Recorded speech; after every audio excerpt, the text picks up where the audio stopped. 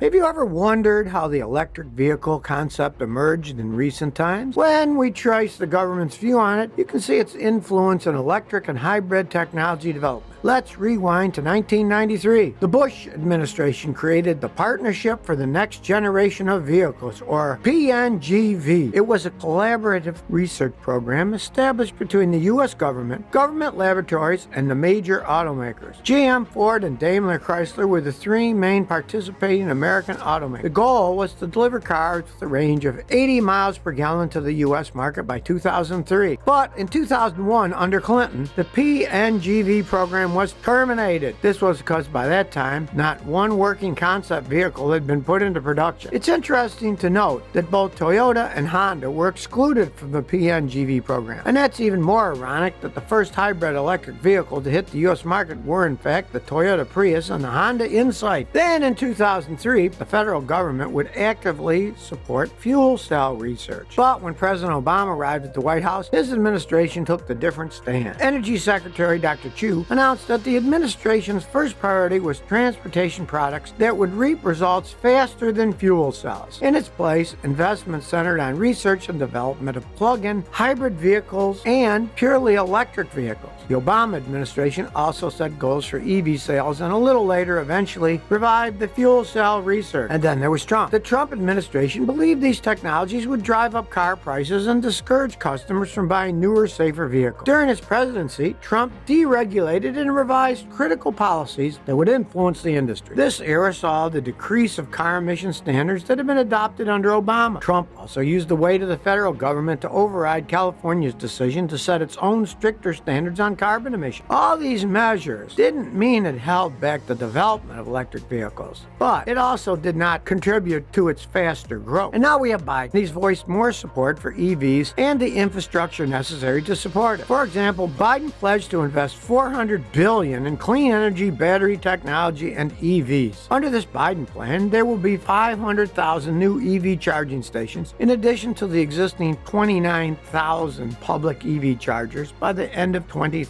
The goal is to drive wider consumer acceptance of EVs, which undoubtedly is good news for GM and Tesla, who are already investing billions. Biden touched on creating a Cash for Clunkers program to encourage Americans to swap their old gasoline cars for EVs. The current tax credit dates back to the Obama administration, with the federal government offering up to $7,500 in tax break for consumers who buy an electric plug-in. But the benefit caps out when the EV maker sells 200,000 units. Today, Tesla and General Motors have already reached that limit. The Model 3 base price is just under $40,000, and it gives you 263 miles on a single charge. So base price per charged mile is about $152. We won't spend too much time talking about this model because it has just had its range updated with a new price to match. But it's interesting to note that in 2021, the Model 3 became the best-selling electric vehicle in the Netherlands with almost 39,000 units already registered. The Model 3 is mostly made of steel with a small amount of aluminum. Due to its smaller size, it's expected to use less power than the Model Y and has greater range of travel. It's a Hyundai Kona Electric. With the Kona, you'll get a range of 258 miles and a price tag similar to the Tesla Model 3, just under $40,000. So we're talking $144 per mile. By the way, did you know that the Kona was named after the western region of the island of Hawaii? Hyundai claims that the name and progressive design of the car intentionally reflects the modern consumer's lifestyle. The Kona name also continues Hyundai's tradition of naming SUV crossovers after famous travel destinations, including Creta, Santa Fe, Tucson, and Veracruz. The Kona Electric's aggressive regenerative braking system allows for one-pedal driving and helps extend the range of what Hyundai claims is 258 miles. That's just 1 mile less than the Chevy Bolt EV. The Kona Electric's fuel efficiency equivalent rating from the EPA is 120 mpge combined. Tesla Cybertruck. You get 500 miles of range for $70,000, which puts it at a base price of $139 per mile on a single charge. According to a survey conducted by the automotive research and sales website CarGurus, the Cybertruck was indeed voted as the most popular of electric truck designs. Believe it or not, an impressive 31% said they prefer the angular, brutal steel of the Cybertruck. At release, there will be 3 versions of Cybertruck to choose from: basic single-engine 4-wheel drive, twin-engine 4-wheel drive, and 3-engine 4-wheel drive. According to Tesla, the base single-engine model will be able to reach 60 miles an hour in 6.5 seconds and travel an estimated 250 miles on a single charge. The twin-engine all-wheel drive truck will reportedly get to 60 miles an hour in 4.5 seconds and provide a 300-mile range. And the top-tier all-wheel drive 3-engine model with a claimed 500 miles of range is expected to hit 60 miles an hour in less than 3 seconds.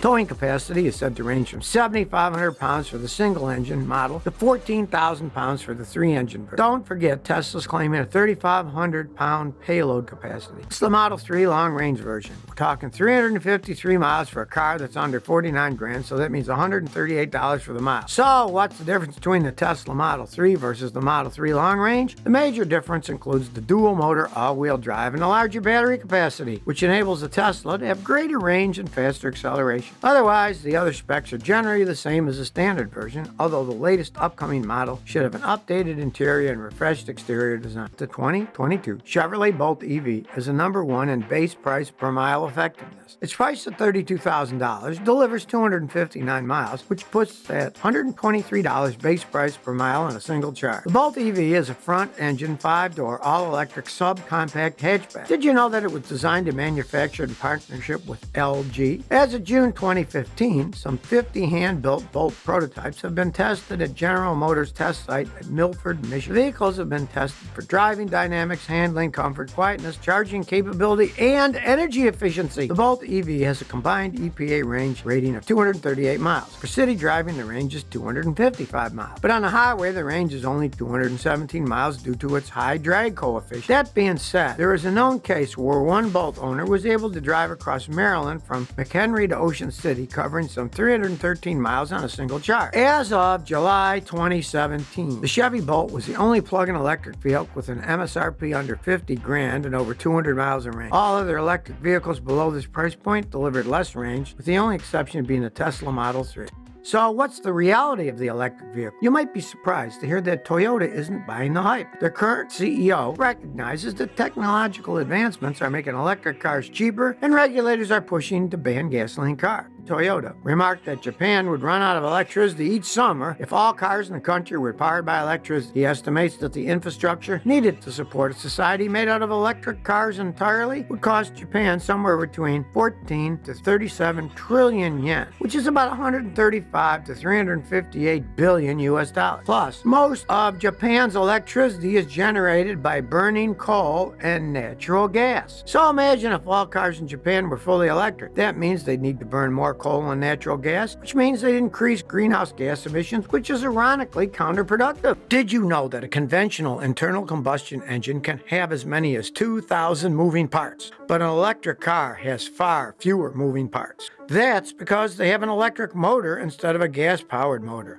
For example, the drivetrain in an electric vehicle can have around 20 parts. So overall, fewer moving parts means fewer mechanical problems. But that doesn't mean electric cars are maintenance-free either. Electric cars have complex electrical components like power steering motors, AC pumps, and high-voltage relay banks. So let's look at the 5 most common maintenance issues for electric vehicles and their cost. The battery pack in an electric car is like the heart of the vehicle. Taking care of it as you would care for the engine in a regular gas-powered car is very important. Keep in mind also that the battery of an electric car is not the same battery that we're used to seeing in a traditional car. In terms of function, the EV's motor does the work traditionally done by the internal combustion engine. To operate, it needs the battery which powers it. The battery is one of the most expensive parts of the electric vehicle. In fact, it's more expensive than the motor itself, and its condition affects the residual value of the entire electrical vehicle. So that's why it's important to take care of the battery. It's good to keep in mind that it can get damaged if the vehicle is left in extremely hot or cold temperatures for too long, or it can die completely if you charge it too much or too often. Generally, under normal driving conditions, electric vehicle batteries last up to 10 years before they need to be replaced. Some common reasons for failure include decrease in capacity or the loss of its ability to hold its charge. It's estimated the average electric battery loses about 2.3% of its initial capacitive range every year in a car. That is, you will still be able to drive the car normally, but with less range every year due to battery use. By the way, did you know that GM is developing a battery that is rated for 1 million miles? If they succeed, then you certainly won't have to worry about how long your vehicle's electric battery will last. But until then, you need to look after your car's electric battery. To help you do just that, here are some tips on how to care for your electric vehicle's battery. First, try to maintain battery level between 20% and 80%. Remember that repeated frequent recharging of the battery will degrade it more quickly. So you don't want to be charging it up to full every chance you get. And vice versa, if you leave the battery at a low level for too long, that's bad too. Second, know the difference between regular day-to-day driving versus a long road trip. For instance, if your normal commute is from home to work to the store and back home, then charging to 80% or less shouldn't be a concern, and it shouldn't cause you to have range anxiety. You don't need to change the battery too often and unnecessarily. But if you're planning on going on a long trip, then it's better to fully charge the battery to 100% and drive until it just about runs out. That's the optimal way to charge for long trips. Third, remember that batteries don't like extreme temperatures. Of course, heat and cold impact the battery in different ways and to differing degrees. For example, electric vehicles have a longer range at higher temperatures, but frequent exposure to hot conditions will degrade the battery more quickly. Do what you can to avoid leaving your electric car for several hours under the scorching sun. Park it in the shade. On the other hand, colder temperatures won't have the same degrading effect on the battery as the heat has, but the cold will significantly reduce the range of the battery. So in sub-zero temperatures, it's better to leave the car in the garage and not out in the open. But now, let's look at the brakes of an electric vehicle. Electric vehicles use regenerative braking as well as conventional friction brake. Regenerative braking allows an electric vehicle to operate with what's called one-pedal driving. Pressing the accelerator pedal sets the car in motion, and if you release it, the regenerative braking system is activated.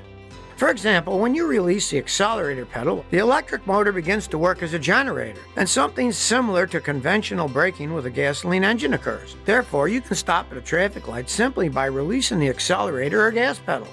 When an electric car slows down, it is at that moment the kinetic energy is converted back into electrical energy, thereby recharging the battery. It happens like this. When an electric vehicle is braking, the electric motor stops powering the vehicle so that it slows down. Now that it's disconnected from the battery, the electric motor goes into generator mode, generating electricity on its own from the braking.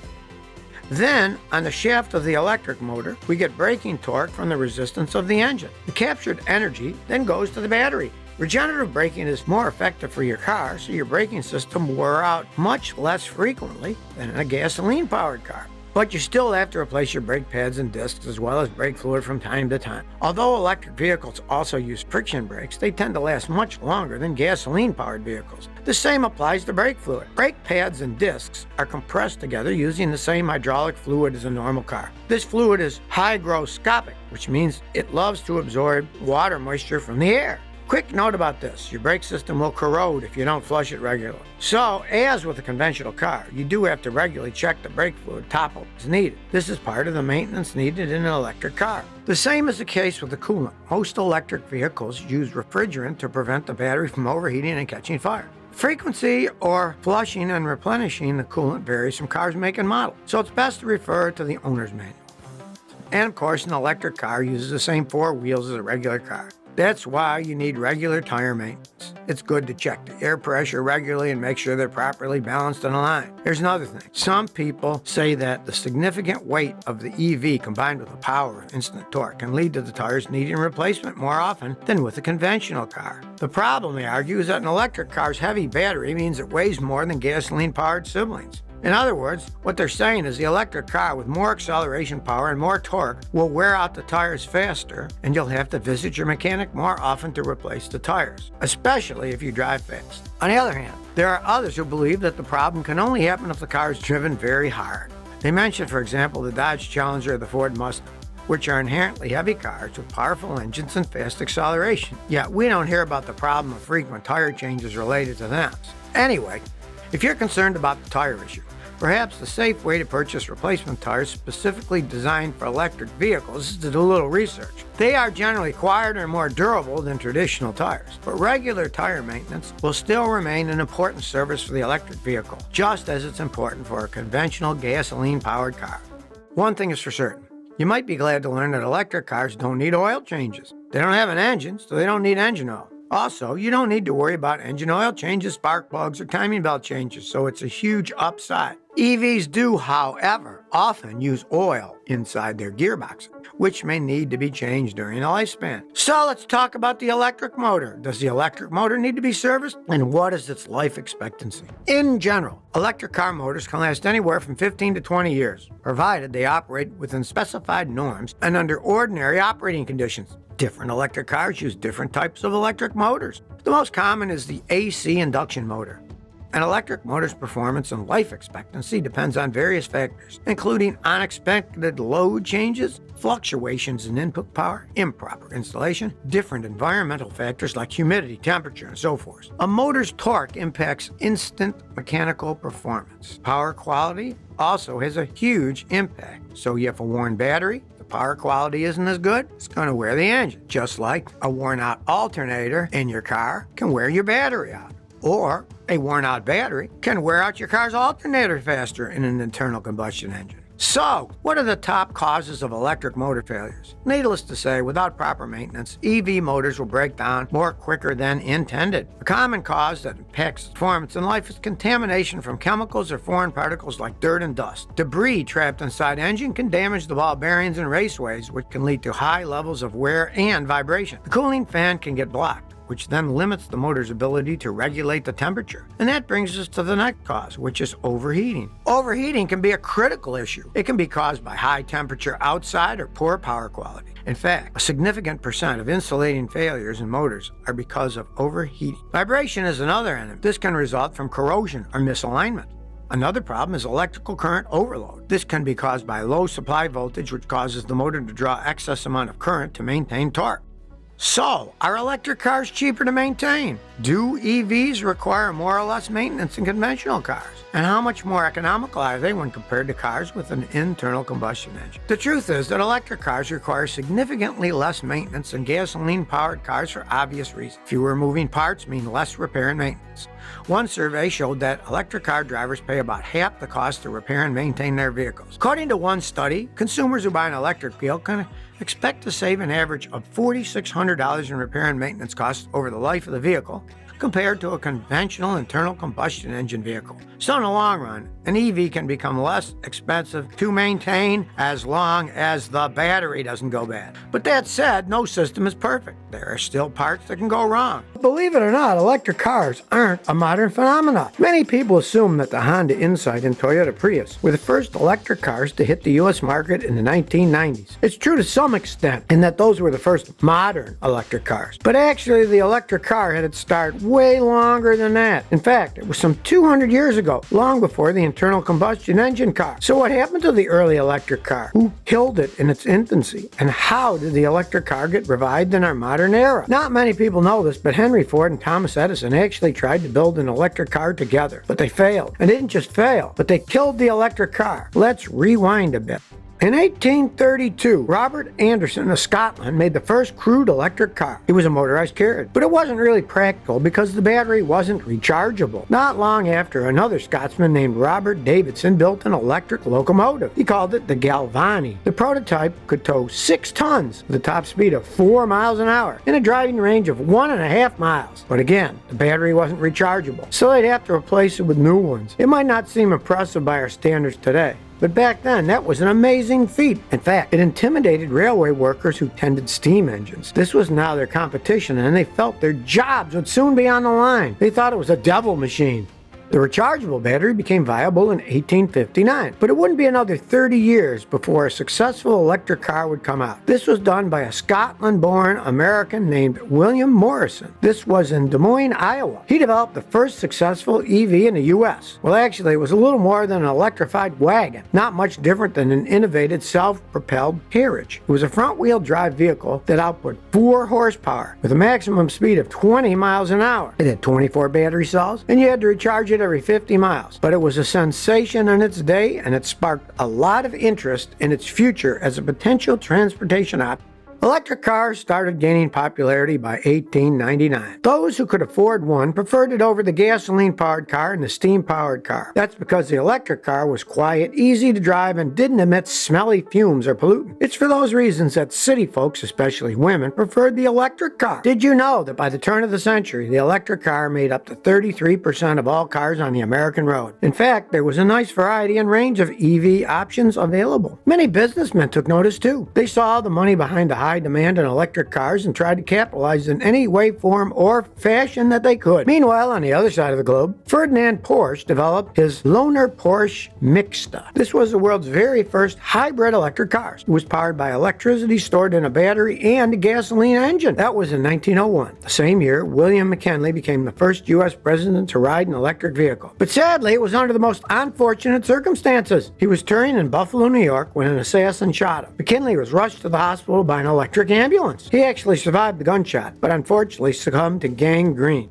Then in 1908, Henry Ford created the Ford Model T. He mass-produced it, and he priced it to be very affordable for most Americans. He made it easy for many Americans to own one. It was also easy to operate. Most people believe that the Ford Model T dealt a strong blow to the early electric car. But that's the short answer. There's more to the story if you look more closely behind the scenes. For example, did you know that two of America's greatest innovators, Henry Ford and Thomas Edison, were good friends? They were also neighbors who lived next door to each other. Henry thought very highly of Thomas. In fact, he thought he was the greatest person in the world. Thomas firmly believed the electric car was superior to the gasoline-powered car and the steam-powered car. He envisioned the electric car as the way of the future. That's why he wanted to help further its technology. He took great interest in the electric car battery. He was aware of its limitations and challenges, and he wanted to take it on. And so he did. In time, Thomas made inroads in battery technology and even started offering nickel-iron storage batteries for cars and other applications. But what most people don't know is that Henry and Thomas worked together to conceive an electric car for the American public. They knew it had to be cheap and practical. Henry even said publicly that one of the biggest challenges was to build a storage battery that was lightweight and could operate for long distances without recharging. By 1913, they built an experimental Ford electric car, which they called the Edison Ford Electric. This generated a lot of excitement, and with it came a host of rumors.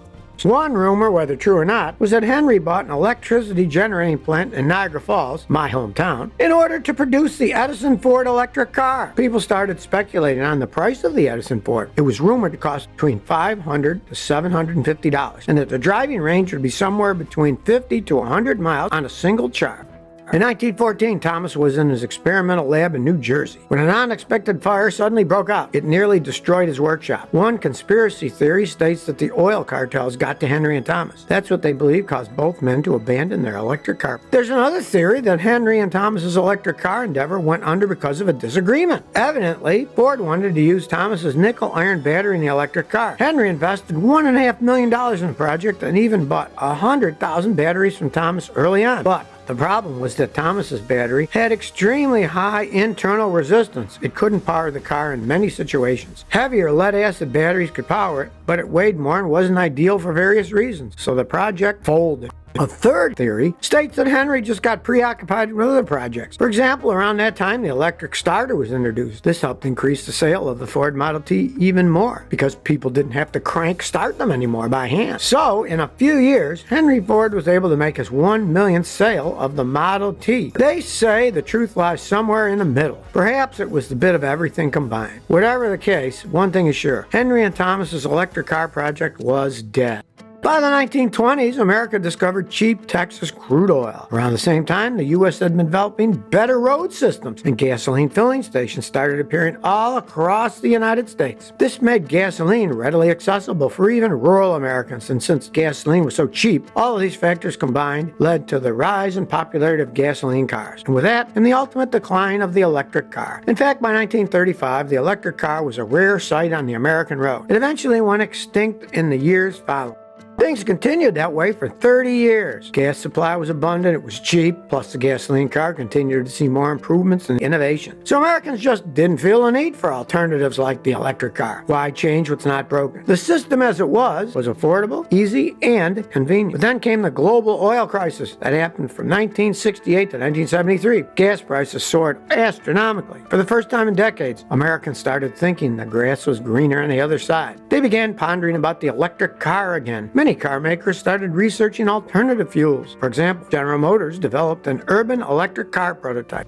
During the oil crisis, NASA did something impactful. Did you know that NASA Lunar Rover, the first manned vehicle to drive on the moon, was actually an electric vehicle? This event raised the reputation, image, and awareness of the electric car. But the sudden interest in the electric car soon waned and faded. That's because the technology had laid dormant for decades and was still in its infancy. It was behind in technology, and there were a lot of disadvantages, including range and performance, compared to the gasoline-powered car, which had already come far by then. It wouldn't be for another decade that interest in the electric car started to take a firmer hold. That was due to new federal and state regulations that revived interest in the EV. The late 1990s was the era that saw the Honda Insight and the Toyota Prius. The Prius was the first mass-produced hybrid, and it was able to achieve instant success. In the meantime, other car makers started modifying their popular cars into electric cars and improving the EV and its battery. This renewed interest gave rise to a brand new startup in Silicon Valley. Its goal was to produce a luxury sports car with a range of 200 plus miles, and that's how Tesla entered the game. That was in 2006, and that was a good push because it gave impetus for other car makers to accelerate their own efforts on EV innovation.